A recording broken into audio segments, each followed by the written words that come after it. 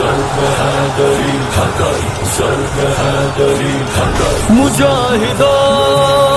مجاہدو لگاؤ ضرب حیدری، لگاؤ ضرب حیدری۔ بسم اللہ الرحمن الرحیم۔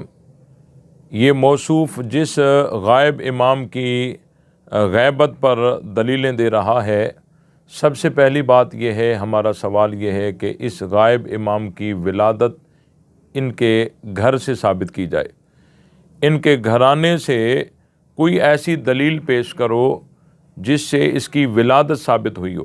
پہلے اس کا وجود ہوگا، اس کا ظہور ہوگا، دنیا میں آنا اس کا ثابت ہوگا، اس کے بعد پھر غیبت کی بات ہوگی۔ جس کا وجود ہی نہ ہو اور وہ پھر غیبت میں مانا جائے، یہ تو ایک محال چیز ہے۔ تو سب سے پہلی بات یہ ہے کہ اس کا پہلے وجود ثابت کرو، اور اس کا کوئی وجود نہیں ہے۔ اور یہ جو مسئلہ امامت ہے نا، یہ ان کا من گھڑت ایک عقیدہ ہے، اور ان کا اسلام کے ساتھ اس عقیدے کا کوئی تعلق نہیں ہے۔ قرآن مجید میں لفظ امام 12 جگہ استعمال ہوا ہے، کہیں پر بھی شیعوں والا معنی اس سے ظاہر نہیں ہوتا۔ امام مطلق پیشوا کو کہتے ہیں، پیشوا اچھا ہو تو اچھوں کا پیشوا ہے، برا ہو تو بروں کا پیشوا ہے۔ یہ امام لفظی معنی، لغوی معنی میں استعمال ہوا ہے، کوئی اصطلاح قرآن میں اس نے بیان نہیں کی گئی۔ تو سب سے پہلی بات یہ ہے کہ جس غائب امام کی غیبت پر یہ دلیل دے رہا ہے، اس سے یہی مطالبہ ہے کہ سب سے پہلے آپ اس کی ولادت کو ثابت کریں، اور اس کے گھرانے سے ثابت کریں، اس کے گھر کے افراد سے ثابت کریں کہ یہ آیا پیدا بھی ہوا ہے یا نہیں ہوا۔ اور دوسری بات یہ ہے کہ امامت جو ہے، یہ کہتے ہیں کہ جب تک کوئی امامت نہیں مانتا وہ جنت میں نہیں جا سکتا، امامت کو مانے بغیر وہ جنت میں نہیں جا سکتا، وہ جنتی نہیں ہو سکتا۔ یہ ساری فضولیات ہے۔ ہمارا سوال ہے کہ نبی پاک صلی اللہ علیہ وسلم کے دور میں جو لوگ، جنہوں نے اللہ اور اس کے رسول کی اتباع کی، تابعداری کی، فرما برداری کی، اور نبی پاک صلی اللہ علیہ وسلم سے جو دین لیا اور آپ علیہ السلام نے ان کو دین دیا، اس پر انہوں نے عمل کیا اور پوری زندگی فرما برداری میں گزاری، اور خاتمہ بھی ان کا ایمان پر ہوا، کوئی ارتداد نہیں ہوا۔ رسول اللہ کے دور میں جو لوگ فوت ہو گئے، کیا وہ مومن ہو کر جنتی ہو کر گئے یا وہ جنتی نہیں ہیں؟ اگر یہ کہے گا کہ وہ جنتی ہیں تو اس سے پتہ چلا کہ انہوں نے امامت پر تو کوئی ایمان نہیں لایا اور امامت کا اقرار بھی نہیں کیا، اور وہ جنت میں چلے گئے۔ اس کا مطلب یہ ہوا کہ امامت جو ہے یہ اصول دین میں سے نہیں ہے، اور یہ ایسا منصب نہیں ہے کہ جب تک کوئی آدمی اس کو نہیں مانتا تو اس وقت تک وہ مومن نہیں ہو سکتا۔ اور اگر یہ کہے گا کہ نبی پاک صلی اللہ علیہ وسلم کے دور میں جو لوگ فوت ہو گئے وہ جنت میں نہیں گئے اور وہ کامیاب نہیں ہوئے، تو یہ ایک ایسا الزام نبی پاک صلی اللہ علیہ وسلم پر عائد کرنے والا شمار ہوگا کہ معاذ اللہ نبی پاک صلی اللہ علیہ وسلم نے ان کے آگے جو دین پیش کیا وہ تو ادھورا تھا، کہ انہوں نے فرما برداری کی اور جنت میں بھی نہیں چلے گئے، تو یہ نبی پاک صلی اللہ علیہ وسلم پر نقص آئے گا۔ تو یہ مسئلہ ایسا ہے، دیکھیں اللہ تعالیٰ نے انبیاء اکرام کا سلسلہ بھیجا، نبی پاک صلی اللہ علیہ وسلم کی اطاعت واجب ہے، آپ علیہ السلام کی زندگی میں بھی واجب ہے، آپ علیہ السلام کے رحلت کے بعد بھی آپ علیہ السلام کی اطاعت مسلمانوں پر واجب ہے، اور رحلت کے بعد تو اطاعت اور مزید تاکیدی ہو جاتی ہے، کیونکہ رحلت کے بعد تمام ارکان کا ٹھہراؤ یقینی ہو جاتا ہے۔ آپ علیہ السلام کی زندگی میں تو یہ ہوتا تھا نا کہ ہو سکتا ہے یہ حکم منسوخ ہو جائے، یہ حکم جو ہے بدل جائے، لیکن آپ علیہ السلام کی رحلت کے بعد پھر تو نبی پاک صلی اللہ علیہ وسلم کے جتنے بھی احکام ہیں ان پر عمل کرنا یا ان کا وجوب جو ہے وہ تو تاکیدی ہو جاتا ہے۔ تو نبی پاک صلی اللہ علیہ وسلم کی اطاعت ہر مسلمان پر واجب ہے، چاہے وہ نبی پاک صلی اللہ علیہ وسلم کے دور میں ہو اور دور میں ہونے کے بعد آپ علیہ السلام کی محفل میں ہو یا محفل سے غائب ہو، سب پر نبی پاک صلی اللہ علیہ وسلم کی اطاعت واجب ہے۔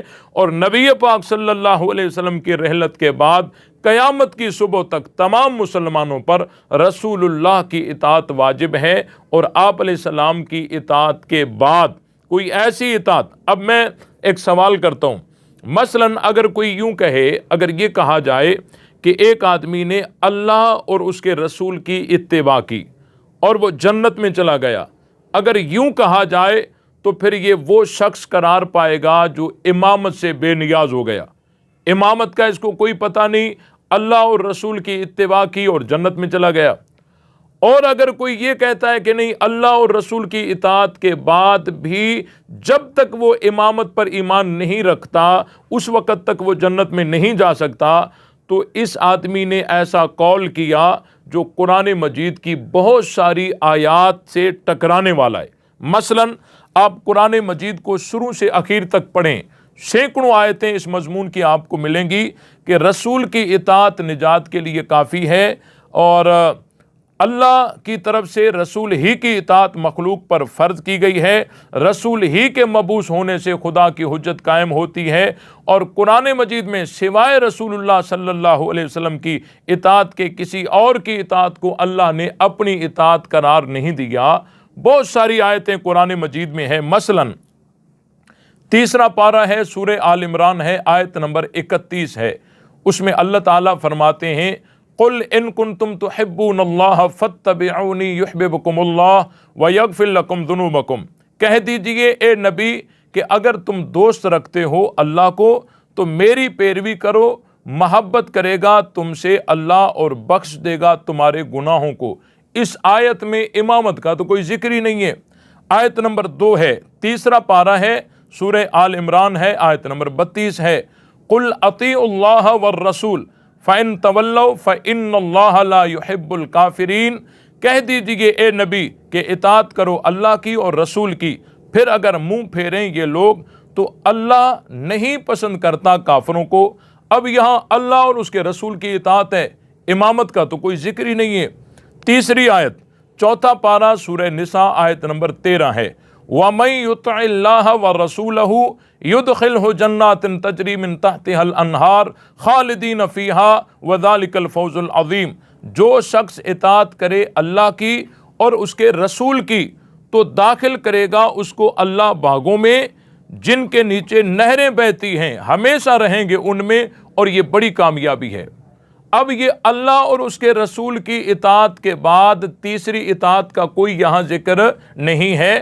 اگر امامت اتنی ضروری ہے کہ جب تک امامت کو نہیں مانتا تو اس وقت جنت میں داخل نہیں ہو سکتا، تو اللہ تعالیٰ یہاں بھی اس کو کامیابی اور جنت میں جانے کی بشارت کیسے دے رہا ہے کہ اللہ اور اس کے رسول کی اطاعت سے وہ جنت میں چلے جائیں گے؟ امامت کا تو کوئی ذکر ہی نہیں ہے۔ اور آیت نمبر 4 ہے، 5واں پارہ سورہ نساء ہے، آیت نمبر 64 ہے، وَمَا أَرْسَلْنَا مِن رَّسُولٍ إِلَّا لِيُطَاعَ بِإِذْنِ اللَّهِ، جو رسول ہم نے بھیجا وہ اسی لیے کہ اس کی اطاعت کی جائے اللہ کے حکم سے۔ یہاں امامت کا تو کوئی ذکر ہی نہیں ہے۔ آیت نمبر 5 ہے، پارہ 5واں سورہ نساء، آیت نمبر 80، مَن يُطِعِ الرَّسُولَ فَقَدْ أَطَاعَ اللَّهَ، جس نے رسول کی اطاعت کی تحقیق اس نے اللہ کی اطاعت کی، جس نے رسول کی اطاعت کی تحقیق اس نے اللہ کی اطاعت کی۔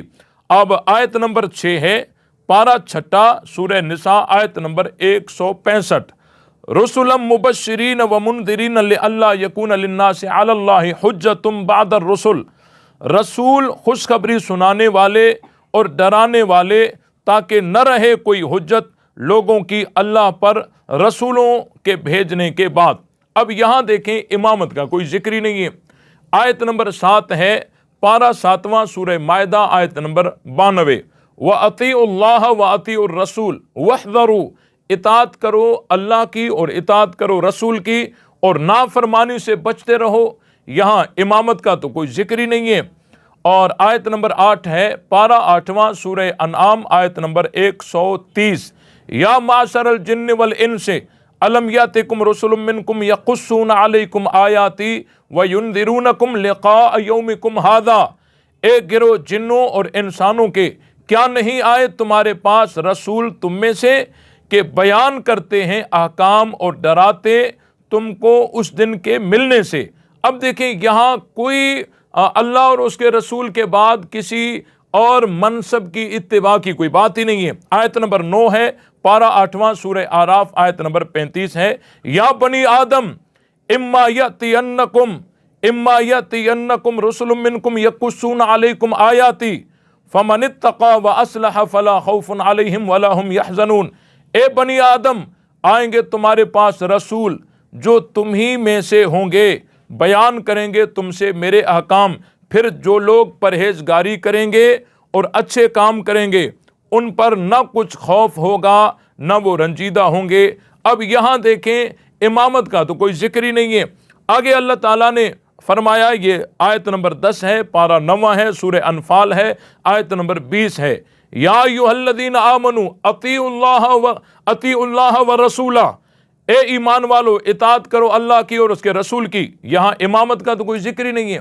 किसी एक आयत में भी, पूरे कुरान में कोई एक आयत भी ऐसी नहीं जो अकीदा इमामत पर जिस सराहत, जिस वजाहत के साथ रिसालत पर ईमान लाने की बार बार कुरान में ताकीद है, इमामत पर ईमान लाने की कोई एक आयत भी पूरे कुरान में नहीं है। और जब इनसे कहा जाता है कि कुरान से दिखाओ तो कहते हैं क्या तुम सुन्नत को नहीं मानते, क्या तुम रसूल के फरमान को नहीं मानते?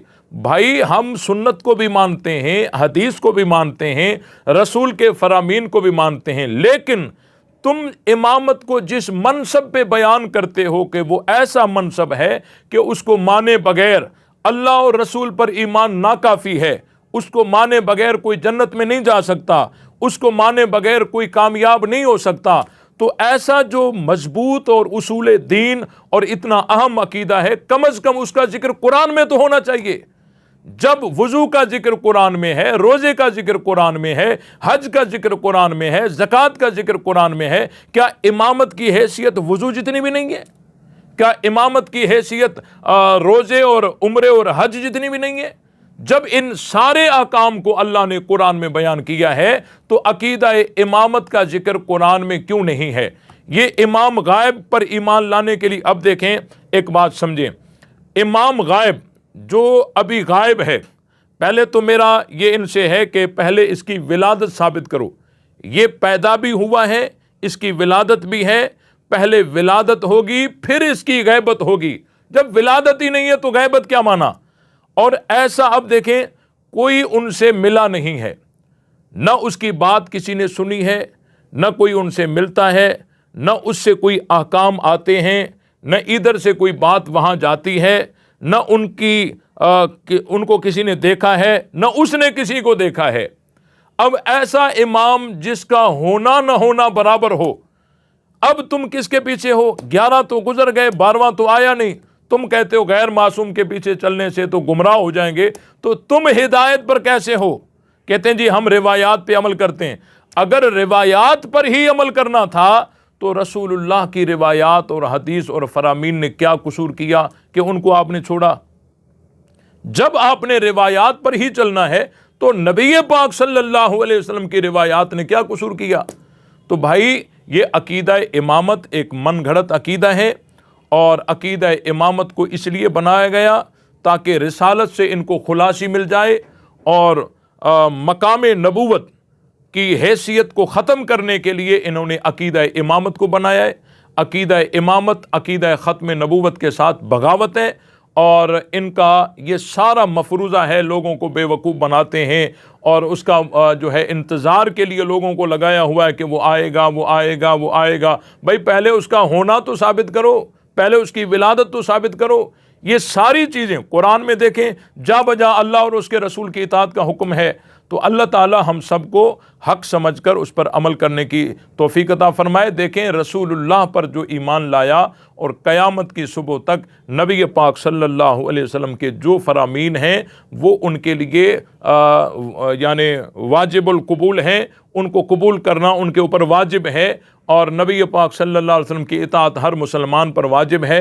और यही उम्मत का तरीका है कि आज जब रहनुमाई लेते हैं तो हदीस बयान करके और काला काला रसूलुल्लाह सल्लल्लाहु अलैहि वसल्लम, फिर फरामीन पढ़कर उस पर अमल करते हैं। अल्लाह ताला हम सबको हक समझकर उस पर अमल करने की तौफीक बख्शे।